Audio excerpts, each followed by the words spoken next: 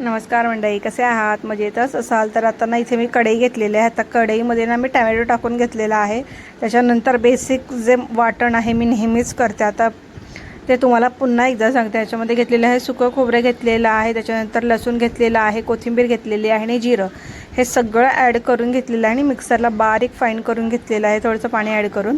त्यानंतर हे बघा वाटण थोडंसं भाजलं गेलं पाहिजे. 5 ते 6 मिनटं ह्याला ना स्लो गॅसवर परतून घेतलेलं आहे.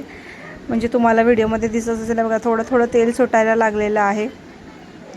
आता तुम्हाला मी सांगते मी बनवते का. आता ना काय झालं आहे की पावसाळ्यामध्ये हिरव्या भाज्या खायच्या वाटत नाहीत किंवा चांगल्या येत नाहीत, त्यामुळे त्या स्किप कराव्या लागतात. त्यानंतर आता घरीच्या घरी आता होते कडधान्य, तर त्यात काय केलं सासूबाईंनी आहे ना, भाताबरोबर आहे ना अख्खा मसूर लावला होता कुकरला. मग आता काय भाजी बनवायची वेळ माझीच आहे, त्यामुळे मग आता काय करायचं म्हणून म्हटलं असो. आता मग घेतलं होतं, ह्याच्यामध्ये घरगुती मसाला टाकून घेतला. त्यानंतर याच्यामध्ये काश्मीरी लाल मिरची पावडर टाकून घेतली होती आणि त्याच्यानंतर ना थोडेसे घरातले म्हणजे जेवढे आपले बेसिक मसाले असतात ते सगळे ॲड करून घेतलेले आहे. म्हणजेच धणे पावडर ॲड केलेला आहे याच्यामध्ये, त्याच्यानंतर हळद ॲड केलेला आहे आणि मीठ आहे ना मी नंतर ॲड केलेलं आहे चवीपुरतं.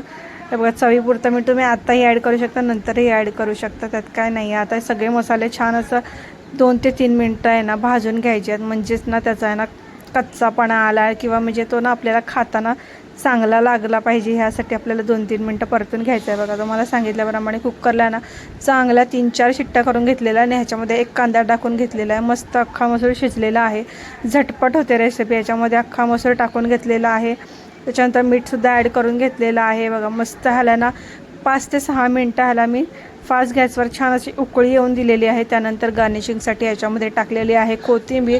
अप्रतिम लागली मला, तुम्ही पण नक्की करून बघा आणि आवडलीच तर नक्की आपल्या चॅनलला लाईक करा, शेअर करा आणि अजूनही सबस्क्राईब केलं नसेल तर नक्की सबस्क्राईब करून घ्या. चला भेटूया नवीन व्हिडिओ.